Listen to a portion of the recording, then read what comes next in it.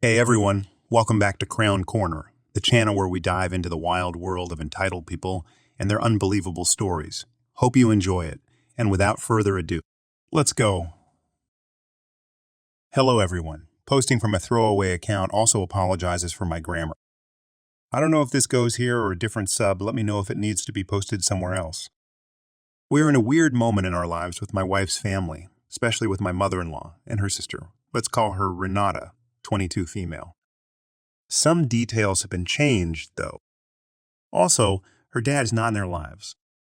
This might be a long one, and I don't know if I made it make sense, so sorry for that, but we both are looking for a different perspective of the situation. Some details have been changed. A little bit of background. I, 30 male, have been with my wife, 28 female, for around 5 years, and we have a 3-year-old kid who we love like nothing in this world. When we started dating, she was living with her mom, who always controlled her entire life. She couldn't have a personal email, she'd have to receive and open all her mail, and a lot more bees.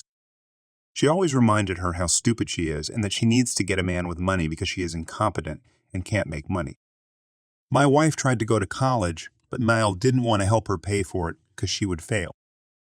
Meanwhile, her sister got her college paid without ever working and graduated and made bank. My wife lived with this treatment thinking this is normal, and she didn't see anything wrong with it until she met me. No one in her family ever said anything or advocated for my wife. No one in that family had the balls to do it, just to avoid problems, because their family and family stick together. Hate that mentality. So I came to the picture and started to get mad when we couldn't go places because of her mom treated my wife like a middle school girl. She can't go out without doing the dishes, taking the dogs out, cooking and cleaning after it, the Cinderella vibes while she watches with Renata. She was always condescending to her, and the narcissistic, selfish attitude just drained my wife's self-esteem. It is always first. Her second. Her dogs third. Her boyfriend, she didn't go to my wife's BDEs because she had plans with him, and she also didn't went to the wedding, go figure, fourth. Renata, and lastly my wife, only when she had our kid who she never wanted to babysit because she is tired and doesn't want to work when she is out of work. She called my kid effing work. Plus, she always put crap on her head like call my boyfriend grandpa, which pissed us off and we cut that right away. They were dating for a couple of months at that time. So I got fed up and talked to my wife that we need to distance ourselves.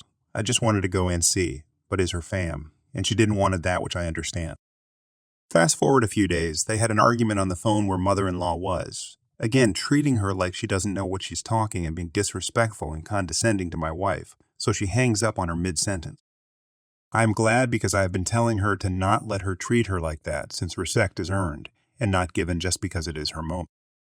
This made my mother-in-law super mad, so she called her and me like 20 times. Then her sister did the same and texted to apologize to her mom.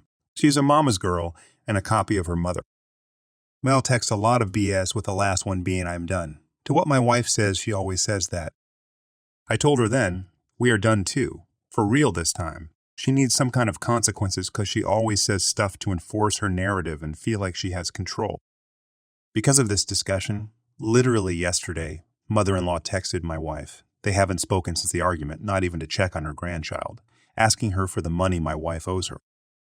Well, I just found out that years ago my wife couldn't pay her cell phone bill and mother-in-law helped her by paying it. When my wife got some money, she tried to pay her back, but mother-in-law said no for some reason. But she kept paying the phone. It was in mother-in-law's name, so my wife told her to just cancel the line. She didn't. Then like a year later, she asked her out of the blue to pay her back all the help. And she has been paying that help since, without me knowing, because she didn't want me to get more stress out and screw my anxiety with the situation. I took her out of the mother-in-law account a while ago, but she's been paying her mom for like 2 years now, and Mills said she owes her something around $900. I am livid. This is why she kept the line up and didn't want the money. How in the hell does a mother ask for the money she uses for helping her own daughter? How are you so entitled and selfish to write down every penny she used on my wife so she has ammo to go after her when she needs money? So I grabbed the money that her boyfriend gave us for the wedding, which I never used because I don't like to get money from others and, for some reason, always had a bad feeling about this money. I am going to give it to her and tell her to call the debt paid and to piss off with her BS, and we will start distancing from her even more, including not seeing her grandchild, no biggie for her, I assume, until she damn grows up.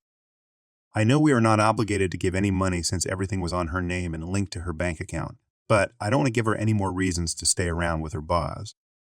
Am I overreacting? Does anything I said make sense?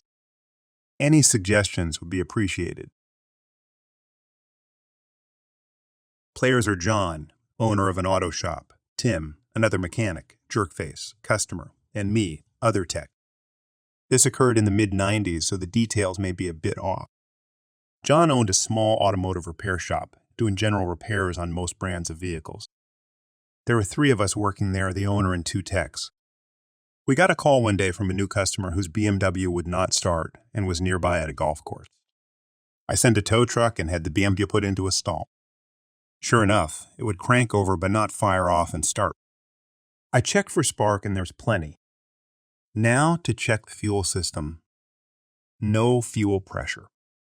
Went under the hood again to check the fuel pump relay. No problem there. Now to check power at the fuel pump.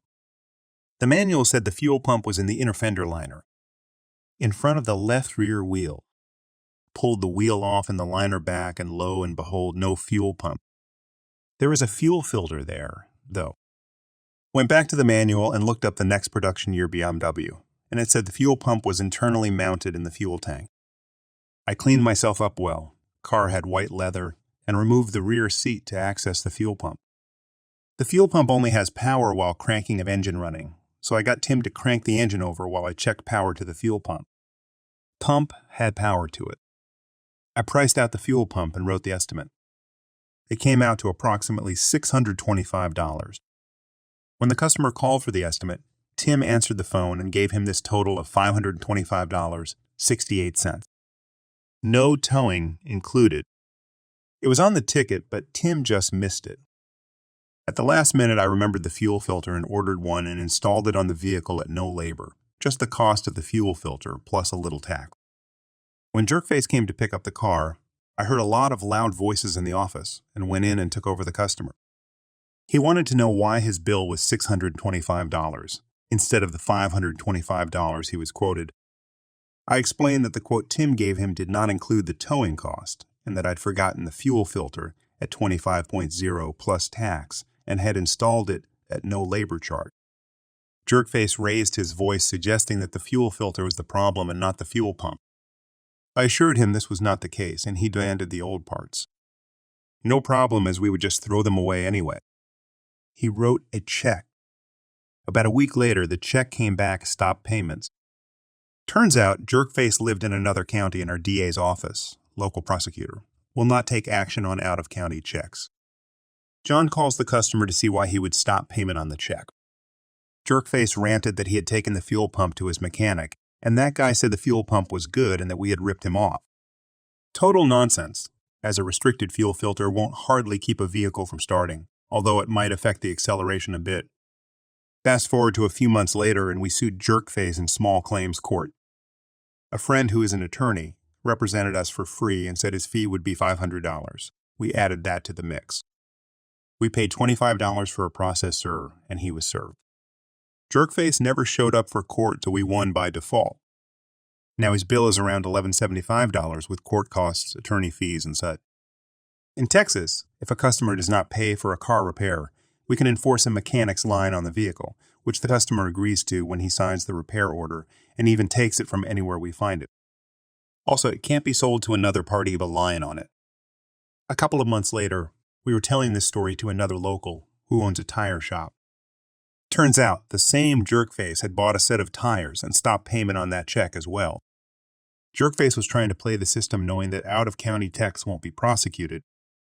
A few months after that, I saw the BMW at the local golf course parking lot and sent a wrecker to pick it up. Now the bill is $1,350 with the impound fee. The wrecker company took the car to their yard and then called the local police department to inform them of a repossession. When Jerkface finished his golf game and came out to go home, he found his car missing, so he called the police to report it stolen. The police informed him it had been taken on a mechanic's line and to not come on our property unless it was to pay for his outstanding bill. Jerkface called up and yelled at John, cursing and hollering. John hung up on him. Jerkface called back, cursing and hollering again. John hung up again. Jerkface called back a third time, and John told him, if you want to discuss this like an adult, I will. Otherwise, I am not going to listen to cursing and yelling. John explained that the bill to redeem his car was now $1,350. Jerkface said, I'll sue you. John asked him if he remembered being served by the constable a few months ago, that we sued him already and he never showed up. Jerkface then said he would just let the bank take the car back. Okay, no problem there. The bank will pay the bill and auction the car, and whatever wasn't covered by the auction Jerkface will still owe. I got the call from the bank asking how much was owed on our bill. I informed them of the balance due, and I asked the banker what was owed on the car. The balance at the bank was around $9,000, and the car was worth around $6,000. At auction, it might bring $3,500, so if Jerkface let it go back. To the bank, not only would he have a repossession hurting his credit, he would still owe the bank around $6,850 and have no car. Jerkface's wife called and asked to come in and pay for the car. We told her the amount and told her only cash. She came and paid. Now for the revenge. We called our friend at the tire shop, the one that Jerkface had screwed over on the tires. I think it was around $1,100. He arranged for a wrecker to pick up the car after Jerkface's wife paid us and took it to another impound yard, incurring another $175 impound, plus the tires cost. I bet his wife was pissed, and that probably put an end to his golfing for a while. For context, I am a 20-year-old with a semi-stable job at McDonald's. I've been working there for 6 years, so I know the coffee at the back of my head. It's basically engraved at this point. I also have a chronic baby face. I've been called a teen before, and when I go to get scratch tickets, so many people think I'm like 14, which is fun. Now, for what happened. So, it's late at night, around 8:20 p.m., and a car comes up in the drive-thru.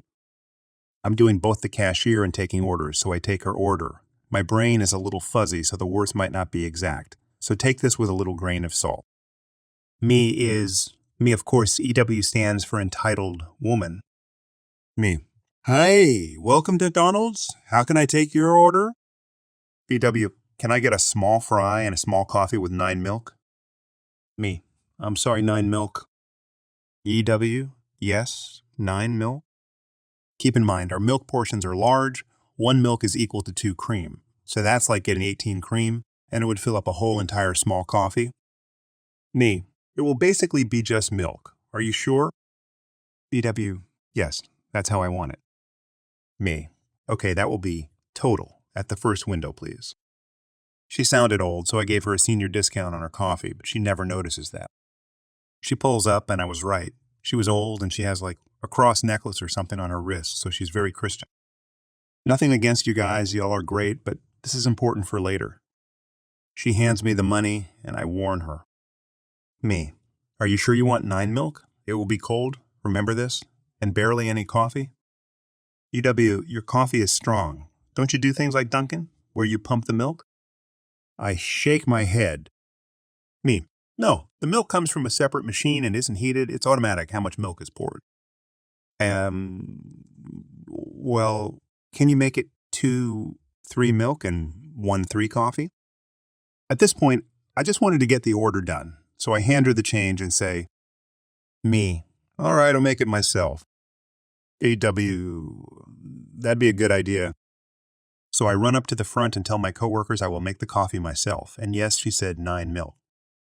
I put in the milk first, fill it 2, 3 of the way, then pour the hot coffee in and stir it. And holy hell, is it cold to the touch. But I warned her, so we should be fine, right? Me. All right, here you go, 2, 3 milk, and 1 3 coffee. Tell me how it tastes so I can fix it if needed. Entitled, Woman? Hey, was the coffee hot when you put the milk in? I touched the bottom, and it was really cold. Me. I put the coffee on top, 2, 3 milk, and 1 3 coffee like you said. She then opens the coffee, doesn't even taste it, and dips a finger in. EW, can you raise your right hand? I have a Bible in the car, you know? I confusedly put my hand up, softly saying, Me, did I do something wrong? I can try to... She then thrusts the cup at me, her voice a little harsh. EW, look, can you just throw this in the microwave, or I'm going to get you fired by your boss? Me. Okay. I walk away, defeated and done with this lady. I go over to the microwave and get some help, as I haven't really used it much, as it's mainly used in breakfast and I work night shifts. I microwave it with some help and go back to the woman. Me. Here, how's this? Is this better? EW, thank you. You know, you shouldn't accept his money. You know what I mean? It's just bad for you. Me. Wah. EW, there's some advice for you. Good night. And she drives off. What a jerk. Enjoying the stories yet? If you do, please subscribe, like, and comment. When I was in college, I used to work for Walmart, initially as a courtesy clerk. The town I lived in easily exceeded 100 degrees. During the summer months, by state law, the store had to give us a 5-minute break inside to cool down after 2 rounds of collecting carts and provide us with beverages so we can stay hydrated. The beverage they usually gave us was Gatorade. This is relevant to the story. After working a couple of hours, it was time for me to take my first official 15-minute break. I filled a cup with Gatorade and proceeded to make my way to the break room.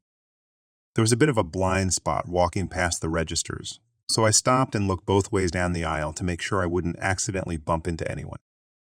The closest person to me was one of our regular shoppers, an older lady, the Karen of the story, who had amyotrophic lateral sclerosis or low Geschrig's disease, the same condition Stephen Hawking had. Because of this, she had to use an electric wheelchair and lived at a local assisted living center. Due to her condition, there were 2 rules she had to follow whenever she shopped at the store in order to prevent accidental collisions with people. She must always be accompanied by an employee from the assisted living center whenever she shopped at the store. She had to keep the wheelchair's speed to one of the lowest settings. Knowing these rules and seeing how far down the aisle she was, I knew I could get across quick enough before she got anywhere near me. After taking a step or 2 out into the aisle, I noticed 2 things.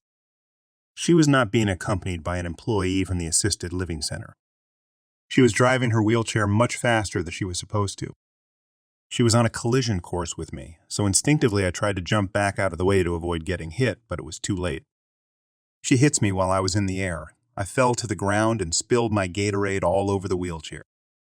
The lady loses control of the chair and starts spinning around in circles.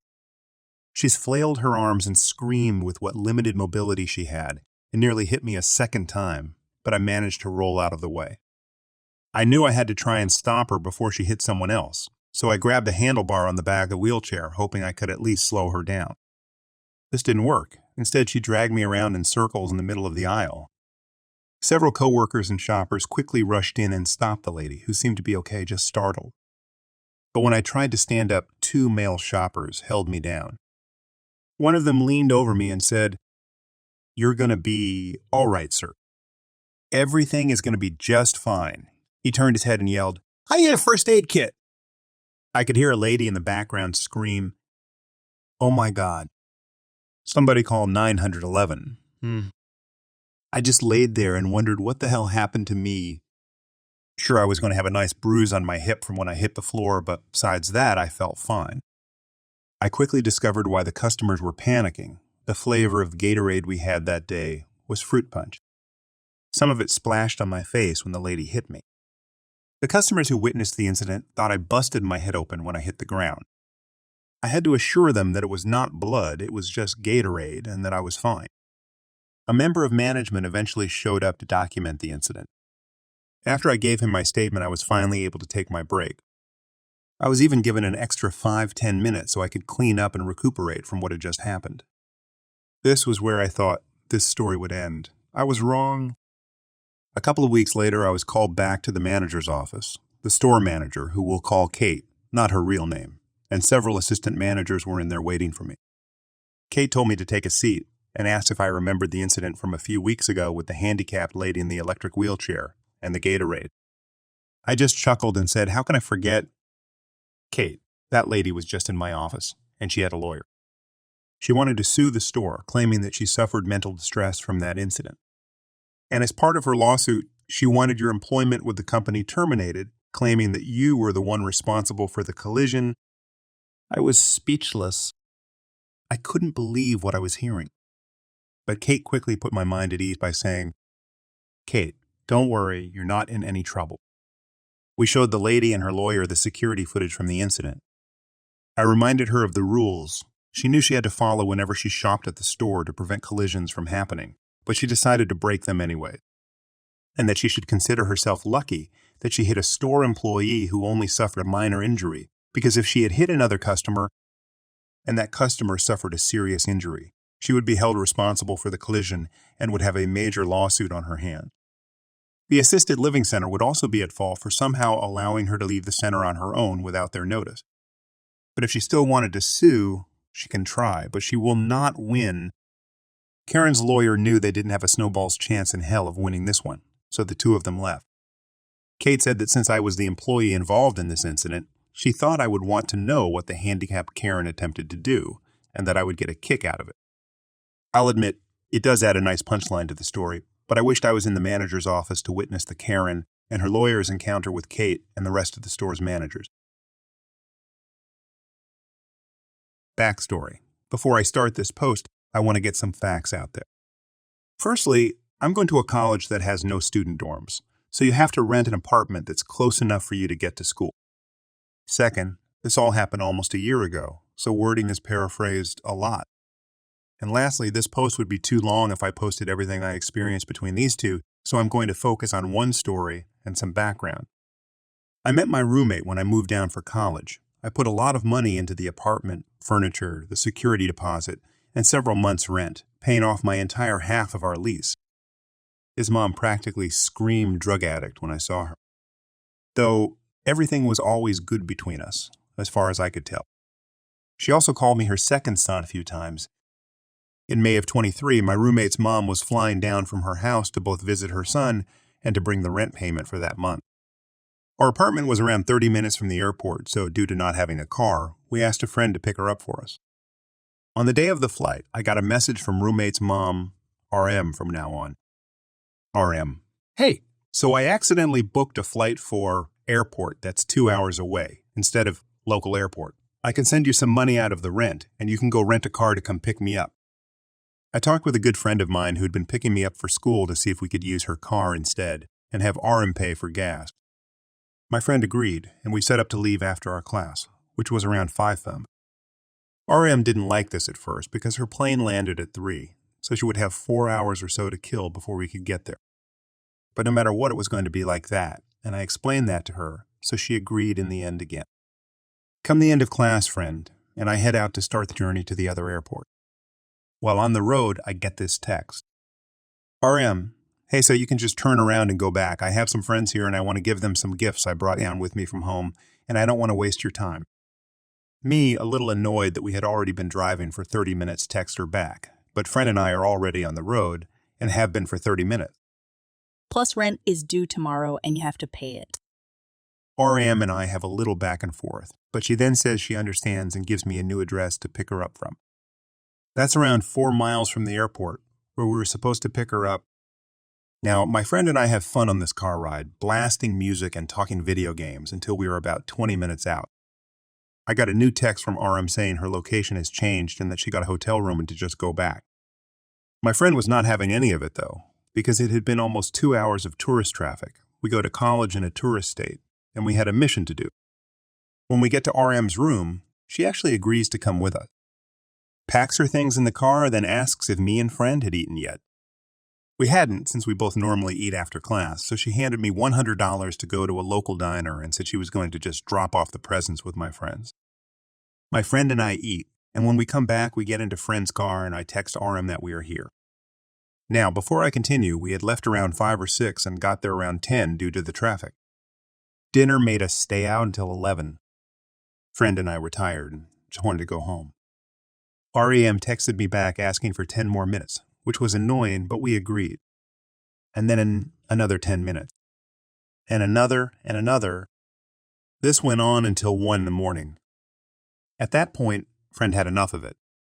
We go to see where RM is at, and lo and behold, she had a bar that opened at midnight. I text her saying to get out, or we would drop off her stuff with the bar and leave. While we needed her for my rent, My friend and I had class the next day, which was in less than 12 hours at that point. RM starting ranting about how I am a mother who doesn't get to see my son that you live with. You don't understand what it's like to be unloved and taking care of kids who hate you. So just piss off with it. You won't leave anyways. You need me to pay the rent, and if you leave me, I'll just go back home and you can suffer eviction. At this point, friend and I had enough of RM. For some extra context, at the time friend and I were both 18. We felt betrayed by RM, took her stuff out and left it with the bouncer who was outside the bar. We then name-dropped RM and got told, "Oh, stay the hell away from her if you know what's good for you kids. She's bad news." Friend and I had a laugh as we went back to the car. Now, a little extra info. We would have been fine waiting so long if it wasn't that. We had class the next day at 11. The car was leaking. Something. We were unsure what it was, and it seemed to just be a minor water leak. RM bitched at me on text as friend and I drove away. We just laughed it off until the car broke down, and in the end we had to get a motel room so that friend's dad could come down the next day and try and help us fix the car. RM kept texting me and changed tone from angry to, "Are you okay?" This is why I said you shouldn't come. I just had this feeling something bad was going to happen. You should have stayed home and not come, yada, yada, yada. Honestly, I just wouldn't respond other than my text of, because you wouldn't listen to me, friend and I had to go to a motel to stay the night. Hope you're happy. Why a bit mad? Yes, but I also had been up since around 8 and it was past 1 in the morning, and I was done acting like I could put up with her. The next day, my friend's dad was pissed about what happened and said she was a lucky friend and I were 18, because otherwise he would sue the living crap out of her. I should mention my friend's dad is a lawyer, don't mess with them. He took a friend and I out to get some lunch while we attended our class online with permission from the teacher due to what happened. Just a month after that happened, RM forced her baby boy to move out and back home with her. Mind you, her baby boy was the oldest in this group, minus his mother in his mid-20s. They also tried to force the leasing office to remove his name from the lease because it was unfair that he wasn't living there and still had to pay. The leasing office did everything they could after he left. They worked with me until my money was all gone, around tank, and I had to move out due to eviction. Although on records they moved it to collections and only put my ex-roommate and his mom on the paper so that I wouldn't be bothered. This is a story and rant about a Karen couple, being my brother-in-law, let's call him Ken, and sister-in-law, she'll be Karen.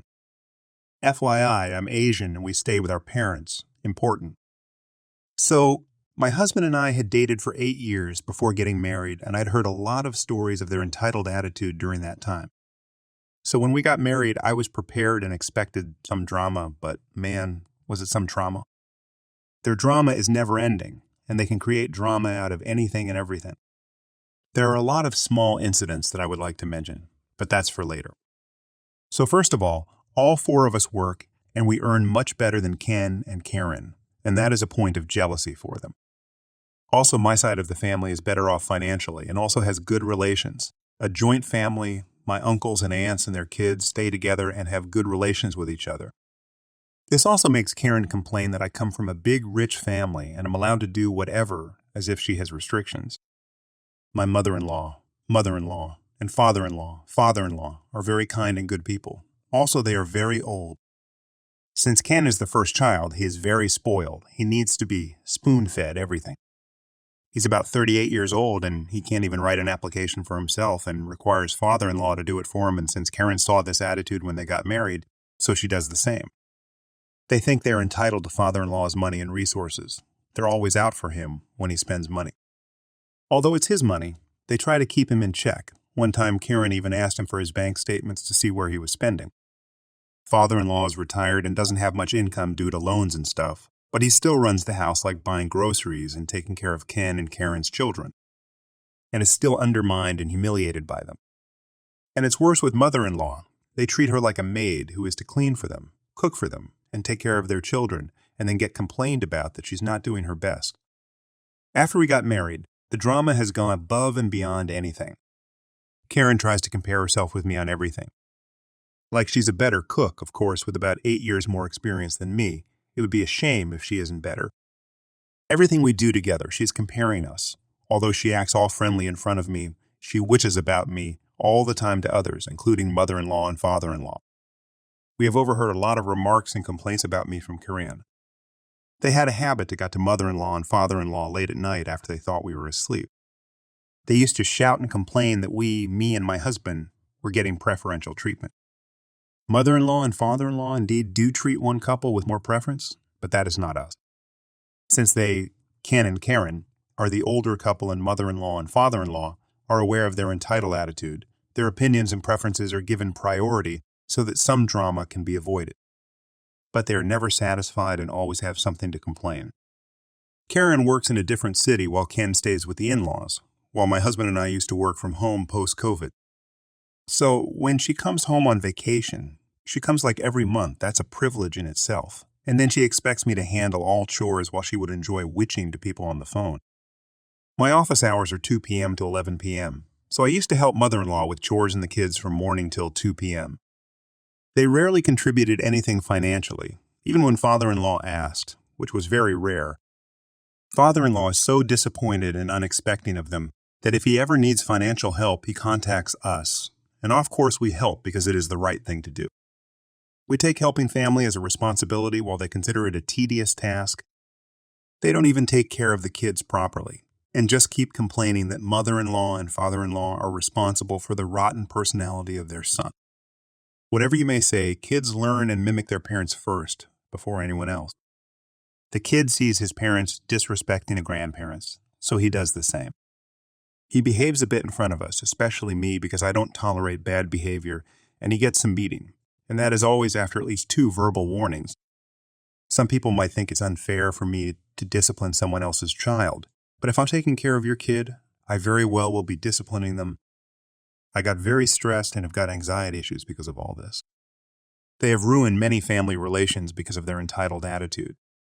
Only a few near and dear relatives visit mother-in-law and father-in-law.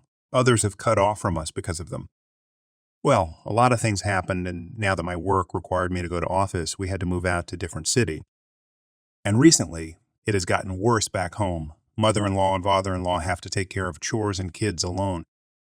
We recently visited home on vacation and we're not sure, but it seems like it. We think that Ken has either quit his job or was fired from work. He never used to take more than 1 day leave from work, even when Karen was pregnant or his kids were sick, but now suddenly he took 1 week off to take care of father-in-law. He got a minor eye operation for cataract. And then he acted like going to work for a week while we were home. We assume he was acting because of his sudden change. He used to dress up well for the office, but suddenly now he wore casual clothes and he went to office late and came back early, while it was vice versa till now. Suspicious. So Ken's son has a headache, a spoiled brat. He is uncontrollable for father-in-law and mother-in-law, and the daughter is just a toddler. So as soon as we came back from home, father-in-law called us distressed that Ken had traveled to Karen's place for a few days without proper reason or explanation. The son was sick and father-in-law is also still recuperating from the operation, and there was planned maintenance at home, which required some heavy shopping and monitoring. He was aware of all this and still left at such a critical time. Father-in-law and mother-in-law are very frustrated and stressed, and we are so far away that we can't do anything. It's infuriating how entitled and shameless people can be. And we called in a few days later, and guess what? He's back and just staying home. So we are now sure he's been fired from his job, definitely fired, because of his entitled high and mighty attitude. Well, a few days went by and father-in-law let us know that Ken has landed a better earning job and we're hoping now that he'd be more responsible. But entitlement is like a bad habit, easy to come and hard to leave. Edit 1. Need to clarify when I say I beat the kid. It doesn't mean I hit him with stuff or punch him. It's usually a slap or two. And as mentioned already, it is always verbal warnings first. If later when I have my own kids and they get disciplined by other family members for doing something wrong, I won't mind it. Rather, I would encourage it. But that is if I'm not able to handle my own kids first. Now, if a stranger does it or someone does it for no reason, they will be responsible for the consequences. Thanks for joining us. If you enjoyed the video, don't forget to hit the like button and subscribe for more captivating stories. Share your own experiences, opinions in the comments below, and let's keep the conversation going. Until next time, stay tuned for more epic tales.